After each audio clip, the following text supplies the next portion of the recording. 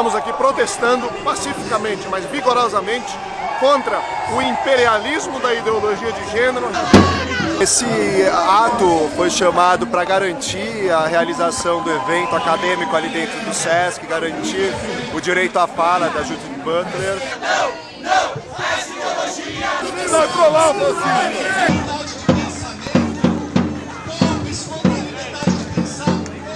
O que ela prega é dizer que não nascemos homem nem mulher. É uma porta sem precedentes para a legalização da pedofilia, da zoofilia e de toda forma de aberração.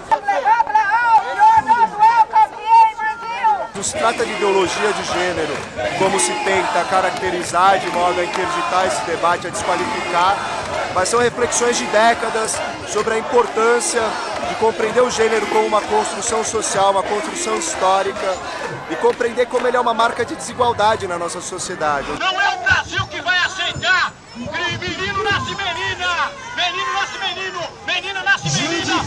Eles não estão, não só mal educados socialmente, como agem contra a própria humanidade deles, o qual nós todos aqui devemos acolhê-los enquanto seres humanos.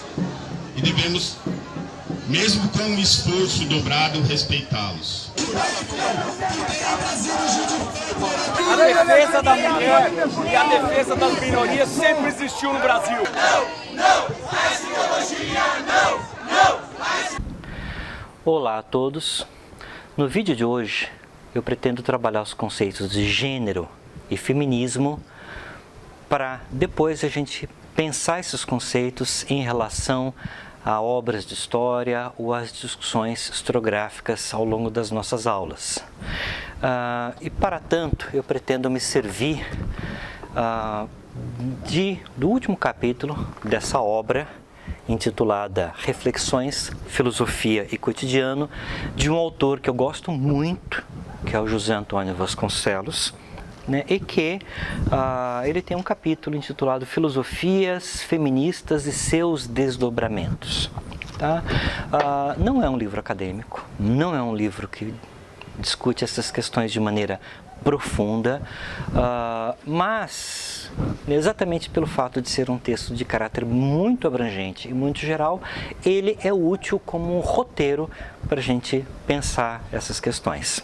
Mas antes de entrar no livro propriamente dito, eu gostaria de problematizar a questão do gênero a partir de algumas situações da nossa história recente. Tá? Em 23 de agosto de 2019, se não me engano o nome dela é Rosângela Moro, enfim, a mulher do ex-juiz Sérgio Moro e do ex-ministro da Justiça Sérgio Moro, ela fez um post aparentemente bonitinho. Eram 2 pratos, a mesa arrumadinho com guardanapo, e que ela escreve o seguinte, né, no Twitter: mesa posta, esperando o ministro da Justiça chegar no lar. Curitiba gelada e sopinha para aquecer o corpo e o coração. Sorry, feministas, mas amo cuidar de quem amo. Eu trabalho, eu pago boletos, eu dou emprego e eu motivo, mas amo cuidar. Bom final de semana, beijo gelado de Curitiba. E aqui então nós temos um post no mínimo infeliz. Tão infeliz que 2, 3 dias depois ela apagou o post, mas foi printado e a gente tem acesso a isso. Mas por quê? Porque em princípio o que poderia parecer uma demonstração de carinho, de afeto, de cuidado, é na verdade o que? Uma provocação. Ela diz, sorry feministas, mas amo cuidar de quem amo. O que ela quer dizer com isso? Em primeiro lugar, ela parte de uma visão estereotipada do que é ser feminista. Ser feminista é uma pessoa preocupada consigo mesma, rancorosa, que não se preocupa com os outros, individualista e que, sobretudo, é uma pessoa que não gosta de cuidar das demais. Tá? Como se, né, cuidado e a condição feminina fossem coisas opostas. Tá? E depois ela vai e diz o seguinte, eu trabalho, eu pago boletos, eu dou emprego, eu motivo, mas amo cuidar. E aqui ela está pensando implicitamente uma determinada visão de feminismo, que é aquele feminismo liberal dos anos 60, dos anos 70, burguês que pensa que a mulher tem o direito de trabalhar, né? De trabalhar, exercer um trabalho remunerado e não simplesmente ficar em casa tomando conta dos filhos, lavando, passando roupa, fazendo comida. Ora, tá? Sem desmerecer essa vertente do feminismo, né? Mas o que a Rosângela Moura esquece nesse post é que existem muitas vertentes do feminismo, ou seja, o feminismo liberal é uma dessas vertentes, né? Mas não engloba o feminismo, a concepção de feminismo ela é muito mais ampla do que isso. Mas enfim, a gente volta a isso depois, mas vamos cortar para um outro acontecimento da história recente, né? De novembro de 2017. Tá? A teórica, filósofa e ativista LGBT Judith Butler veio para o Brasil para participar de um ciclo de conferências no Sesc Pompeia sobre democracia. Ela não veio falar sobre feminismo, ela não veio falar sobre o movimento LGBT, ela não veio falar sobre estudos de gênero, ela veio falar sobre a crise das democracias no mundo contemporâneo. Mas não importa, o que acontece? Grupos de direita já se mobilizaram querendo impedir a vinda da Judith Butler e querendo impedir que ela se manifestasse publicamente sobre o que quer que fosse. E aí teve um abaixo-assinado que até a ocasião aqui da reportagem, né, que havia sido no mesmo dia, tinha juntado 366 mil assinaturas, né, impulsionada principalmente por uma página da internet chamada Evangélicos da Ilha, e era um abaixo-assinado dizendo que essa mulher não pode se apresentar aqui, não pode falar pra gente. Por quê? Tá? E aí o texto, parte do texto desse abaixo-assinado. Não podemos permitir que a promotora dessa ideologia nefasta promova em nosso país suas ideias absurdas, que têm por objetivo acelerar o processo de corrupção e fragmentação da sociedade. Como se isso não bastasse, né? Juntou-se um monte de gente na frente do Sesc Pompeia, empunhando crucifixos e gritando: queimem a bruxa. Parece cena de sitcom, mas as pessoas estavam levando aquilo a sério, né? E aí você pensa, como é que você, né, a ignorância do ser humano não tem limites? O que é isso, né? E o fato é exatamente essa questão, as pessoas confundem muitas coisas, né? Em primeiro lugar, essas pessoas que participaram da manifestação, essas pessoas que assinaram o abaixo-assinado, as pessoas que elaboraram o abaixo-assinado, duvido que qualquer uma delas tenha lido a Judith Butler, entre outras coisas, porque a Judith Butler é muito difícil de ler, tá? Ela é uma filósofa extremamente complicada, né? E complicada por quê? Porque o tema é complicado, porque o tema é complexo. E essa é a questão. E eu acho que isso é uma das questões mais importantes que a gente tem de dizer. Não dá para vulgarizar esta questão complexa. É uma questão complexa que tem de ser tratada de forma complexa. Qualquer tentativa de você explicar isso de maneira simples vai redundar em quê? Em uma vulgarização grosseira que vai fazer muito mal, mais mal do que bem. Ou seja, essas discussões acadêmicas, elas estão ligadas às questões de gênero, né? São discussões acadêmicas que têm reflexos em políticas sociais. Mas isso não significa que a gente deve vulgarizar essas discussões acadêmicas, simplificar e, no limite, tornar essas questões equívocas. E aí eu vou ler um texto da Judith Butler e a partir de então a gente começa a fazer uma crítica a essa vulgarização, que é inclusive promovida não só pela direita, mas pela esquerda. Tá? E aí vejam o seguinte, o que a Judith Butler nos diz? A controvérsia sobre o significado de construção parece basear-se na polaridade filosófica convencional entre o livre-arbítrio e o determinismo. Em consequência, seria razoável suspeitar que algumas restrições linguísticas comuns ao pensamento tanto formam como limitam os termos do debate. No limite, esses termos, o corpo, aparece como um meio passivo sobre o qual se inscrevem significados culturais, ou então como um instrumento pelo qual há uma vontade de apropriação ou interpretação determina o significado cultural por si mesma. Em ambos os casos, o corpo é representado como um mero instrumento ou meio com o qual um conjunto de significados culturais é apenas externamente relacionado. Mas o corpo é em si mesmo uma construção, assim como é a miríade de corpos que marcas de gênero. Não se pode dizer que os corpos têm uma existência significável anterior à marca de seu gênero. E emerge então a questão: em que medida pode o corpo vir a existir nas marcas do gênero e por meio delas? Como conceber novamente o corpo, não mais como um meio ou um instrumento passivo, à espera da capacidade vivificadora de uma vontade caracteristicamente imaterial? E aqui então ela está colocando o quê? A dicotomia entre natureza e cultura como uma coisa inventada e uma coisa que é prejudicial ao debate. Por quê? Porque simplifica, como se o corpo precisasse dessa instância vivificadora de ordem material. A gente volta às questões de corpo e alma, ou seja, que é, nas discussões sobre o gênero, se reflete o quê? Nessa dicotomia entre gênero e sexo biológico, o que é uma simplificação grosseira e equívoca, tá? Vejam, por exemplo, a seguinte imagem. Eu não estou negando as boas intenções de quem produziu essa imagem. Quem produziu essa imagem foi movido por preocupações sérias de solidariedade, de busca de inclusão social. Mas o problema é o seguinte, vejam o que diz. O que é identidade de gênero? Identidade de gênero é a maneira como você se enxerga, homem, transgênero ou mulher. Orientação sexual é por quem você sente atração, heterossexual, bissexual, pansexual, assexual, homossexual. E sexo biológico é como você nasceu, masculino, intersexual, feminino. Vejam, vamos pensar bem nisso. Identidade de gênero é a maneira como você se enxerga, que pode ser homem, transgênero e mulher. Transgênero é a maneira como você se enxerga? Transgênero não é uma realidade social? Transgênero não é uma realidade biológica?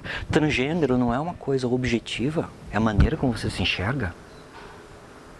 Tá? Então vejam, aqui a gente vai encontrar o quê? Uma tentativa de simplificação de um debate que, por mais que tenha de boas intenções, ela vai apresentar equívocos, e esses equívocos, eles são muito prejudiciais. Tá? A mesma coisa a gente pode dizer de uma cartilha, Cartilha da Diversidade Sexual e a Cidadania LGBT, produzida pelo Governo do Estado de São Paulo, que na página 15 define gênero da seguinte maneira. Formulado nos anos 1970, o conceito de gênero foi criado para distinguir a dimensão biológica da dimensão social. Embora a biologia divida a espécie humana entre machos e fêmeas, a maneira de ser homem e de ser mulher é expressa pela cultura. Assim, homens e mulheres são produtos da realidade social e não decorrência direta da anatomia de seus corpos. Sexo é biológico, gênero é a construção social. Tá? Em primeiro lugar, essa conclusão, sexo é biológico e gênero é construção social, remetem ao quê? A velha dicotomia natureza e cultura, que tem que ser colocada em questão, certo? Como se de fato houvesse. Vamos fazer uma analogia com aqueles livrinhos de geografia que a gente encontrava no passado, que fazia a distinção entre paisagem natural e paisagem cultural. Essa distinção não faz sentido. Toda vez que um olho humano olha para uma paisagem, ele já olha e interpreta em termos do quê? Da sua cultura. Então não existe uma paisagem cultural, uma paisagem natural. Não existe uma paisagem que, ao ser olhada, não seja apropriada e transformada pela cultura. É a mesma coisa com as questões de gênero. A gente não pode dissociar sexo biológico e gênero, como se fossem duas categorias, uma material e a outra imaterial. E essa é a crítica que a Judith Butler coloca, ou seja, mais do que... E aí os grupos de extrema-direita dizem, foi ela que criou a ideologia de gênero. Não, o conceito de gênero foi criado historicamente, né, lá nos anos 70, para dar conta de uma insuficiência do conceito de condição feminina ou de feminismo. Por quê? Né? Em primeiro lugar, porque a condição feminina ela só é pensável em oposição ao que ela não é. A condição masculina, ou seja, ela é uma categoria relacional, da mesma maneira que o masculino só pode ser pensado em relação ao feminino. Tá? Em segundo lugar, né, o conceito de gênero, ele nos permite também pensar a condição masculina e nos permite pensar a sexualidade como uma realidade plural, que não se limita a esses dois polos, do feminino e do masculino. E a gente não pode nem falar no espectro, a gente tem que pensar numa pluralidade de realidades psicossociais. Tá? E aí, nesse sentido, então, né, o conceito de gênero, ele surge historicamente, se desenvolve principalmente nos anos 70 e 90 do século XX, né, para dar conta dessa questão teórica e faz parte de debates acadêmicos muito complexos. Quando a gente quer transformar esse debate acadêmico em cartilha, né, a gente está embarcando numa canoa furada. Esse é o meu ponto de vista. Tá? Por quê? Porque gênero não é uma realidade histórico-social, é uma categoria de análise. Tá? Bom, uma vez dito isso, a gente começa a pensar então, né, nessa questão do feminismo. Né? Historicamente, o feminismo ele surge como o quê? Como uma tentativa de denunciar a condição de subordinação da mulher ao homem como algo, né, injusto e que é apresentado como natural, ou seja, como se fosse natural da espécie humana que a mulher se submeta ao homem. E não é. Tá? A gente vai encontrar, né, sociedades patriarcais, mas nós vamos encontrar sociedades matriarcais e nós vamos encontrar sociedades em que essas distinções elas não existem, ou pelo menos não existem da maneira como nós as consideramos. Então vejam, o patriarcado não é uma condição da natureza humana, não é um dado da existência humana. Pelo contrário, ele surgiu historicamente, tá? E ele tem resultado em situações de injustiça social, e o que se condena é exatamente isso. E aí, nesse sentido, vários pensadores e pensadoras, principalmente no passado, né, buscaram teorizar e dar solução para essa questão. A gente pode citar, por exemplo, pensadores como Mary Wollstonecraft, ou as filósofas Anna Doyle Wheeler e Harriet Taylor, que nos séculos 18 e 19 buscaram, né, teorizar, produzir teorias e concepções de emancipação da mulher. No século 19, nós temos uma iniciativa muito importante no Brasil, que é a da Nízia Floresta, que ela é natural do Rio Grande do Norte, mas que ela abriu uma escola para meninas no século XIX e escandalizou a sociedade carioca. Por quê? Porque na escola dela ela ensinava latim, italiano, francês, inglês, geografia, história, aritmética e língua pátria, enquanto as escolas para meninas tradicionalmente ensinavam o quê? Crochê, bordados, né? Enfim, né? Que nós temos? Nós temos iniciativas muito importantes de mulheres no passado que têm reflexos no presente. Uma outra obra muito importante, uma outra teórica muito importante é a Simone de Beauvoir, lá que em meados do século XX escreveu um livro intitulado O Segundo Sexo, no qual ela busca argumentar que a condição masculina e a condição feminina não são condições naturais, mas elas são condições construídas por, né, condicionantes culturais, em última análise pela educação de meninos e meninas, que leva os homens e mulheres a terem comportamentos, a se verem de maneiras diferentes, a assumirem papéis sociais diferentes. Ou seja, né, ela denuncia a diferença entre os sexos não como resultado da natureza, mas como resultado da cultura. E aí é a frase emblemática, né? Não se nasce mulher, se torna mulher. Né? E aí eu vou ler um trecho do livro para vocês, né? Para evidenciar como é que ela desenvolve essa argumentação. Ela diz o seguinte: quando se revolta contra o pai, contra o mundo, o rapaz entrega-se a violências eficientes, procura briga com o camarada, bate-se, afirma-se a soco como sujeito, impõe-se ao mundo, supera-o. Mas afirmar-se, impor-se é proibido ao adolescente. E é isso que põe em seu coração tanta revolta. Ela não espera nem mudar o mundo, nem emergir dele. Sabe-se, acredita-se e talvez se queira amarrada. Só pode destruir. Há desespero em sua cólera. Durante uma noitada irritante, ela quebra copos, vidros, vasos. Não é para vencer o destino. É apenas um protesto simbólico. É através de sua impotência presente que a jovem se rebela contra sua servidão futura. E suas vãs explosões, longe de a libertarem de seus laços, não fazem a miúde senão encerrá-los. Tá? É um livro que, nos dias de hoje, está sujeito a várias críticas, mesmo porque não existe um feminismo, existem várias vertentes feministas, tá?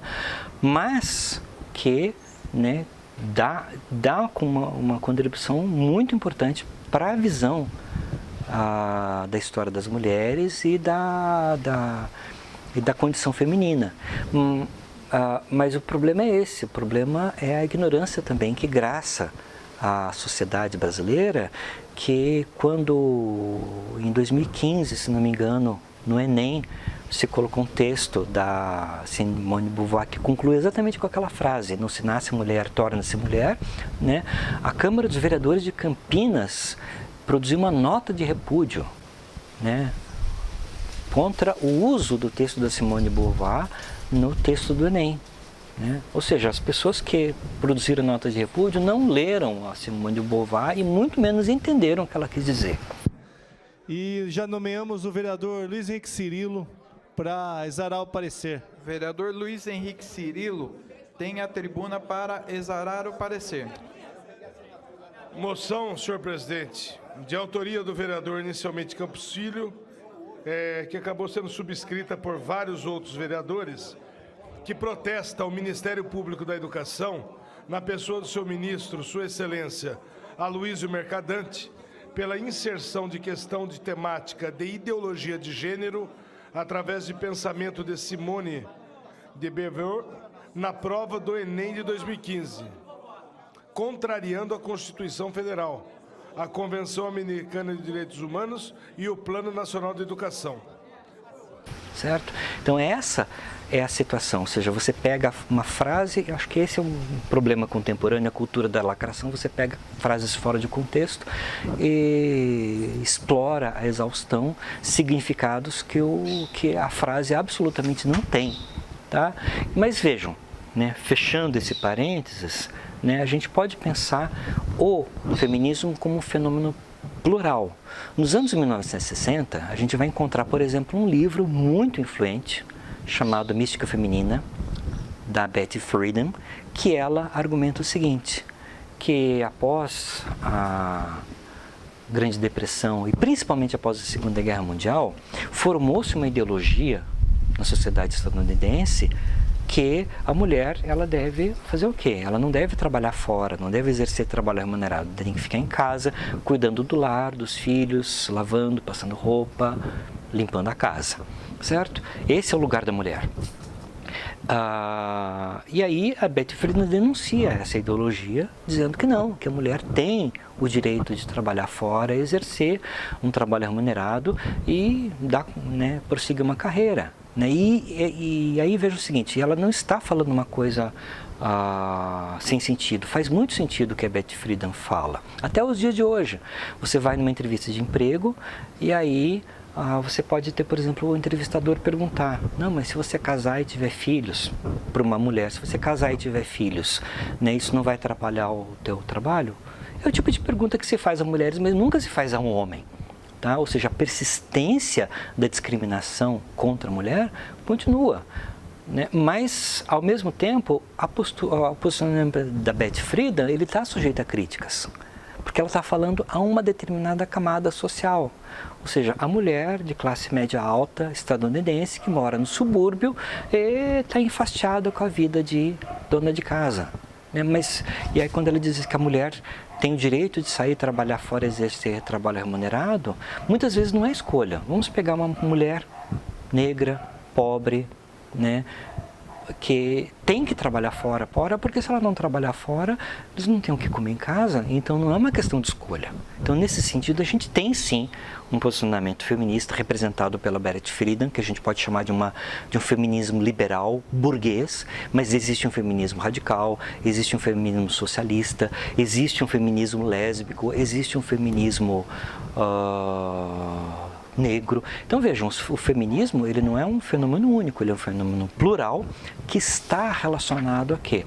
A várias questões, né, de etnia, de classes sociais, né? Então vejam, né, as questões colocadas pelo movimento feminista transformam profundamente a história das mulheres. A gente não pode pensar em escrever uma história, né, que seja pretensamente objetiva. Por quê? Porque a realidade social ela não pode ser aprendida de maneira objetiva. As questões de gênero têm de ser levadas em consideração. E a gente encontra ao longo do estudo da história, no caso da história da filosofia, por exemplo, um apagamento das mulheres. Tá? Quais são as grandes mulheres do passado? Quais são as grandes mulheres filósofas? Quer dizer, então, que as mulheres no passado não se interessavam por filosofia, não se interessavam por ciência, ou será que elas estavam excluídas desses domínios? Então vejam, essa é a questão, ou seja, você tem de saber recuperar uma história das mulheres, né, evidenciando ao mesmo tempo as situações de constrangimento, de opressão que as mulheres sofreram no passado, mas ao mesmo tempo, né, sabendo evidenciar o quê? Sabendo evidenciar os momentos da história que as mulheres foram agentes, foram donas do seu destino e foram agentes históricos de fato, tá? E não seres simplesmente passivos. E no mundo contemporâneo as questões elas se tornam ainda muito mais complexas. Por exemplo, nós temos o surgimento da teoria queer, nós temos, né, novas formas de feminismo, nós temos a questão da transexualidade, ou seja, a mulher trans, né, que no passado por muitas feministas eram consideradas o quê? Homens com, né, com corpo modificado, né? Essa concepção hoje ela absolutamente não, ela é denunciada como preconceituosa. Não, a mulher trans é uma mulher de fato, mas é uma mulher que tem que ser compreendida em suas condições específicas, né? E né, o que a história deve fazer? Deve promover um estudo sério da condição feminina, de modo a produzir situações de inclusão social e de superação de injustiças sociais. Tá? Então a história ela não é simplesmente... Então ela é um saber acadêmico, o conceito de gênero é um conceito acadêmico, mas o que eu defendo não é, né, ao dizer que o gênero não deve ser vulgarizado, não deve ser transformado em né, artigo para as massas, tá? Porque ele necessariamente vai ser desvirtuado, vai ser entendido de maneira errada, mas isso não significa que os acadêmicos também tenham que ficar isolados da sociedade produzindo suas pesquisas acadêmicas. Não, essas pesquisas acadêmicas elas têm de resultar em engajamento social. Tá? E é nessa dialética, nessa dinâmica que os estudos de gênero em todas as áreas, inclusive a história, têm de se pautar, na minha opinião. E é isso, mas a gente vai discutir melhor essa questão ao longo das nossas aulas. Um abraço e até lá.